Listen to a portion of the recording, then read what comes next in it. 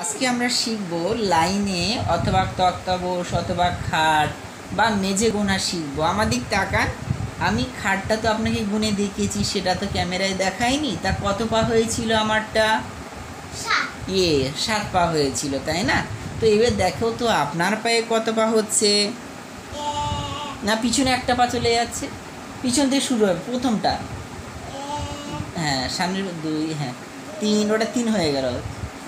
4,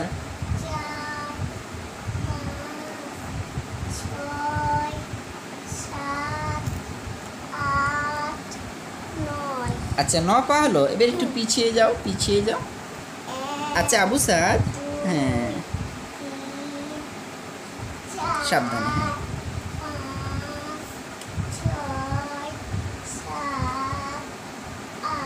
আচ্ছা এবার থামো। এবারে বলো তো দেখি, আপনি একবার গুনেছেন, আমাদের তাকাও, একবার আপনি গুনেছেন কত পা? 9 পা। আবার পিছনে গিয়েছেন, কত পা হয়েছে?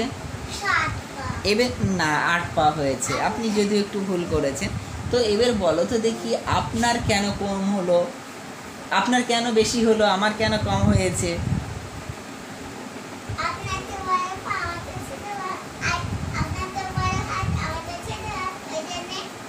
ওই জন্য। আচ্ছা, হাতের মাপটা তো দেখানো হয়নি, তো তাহলে হাতের মাপটা একটু আমরা দেখবো, তাই তো?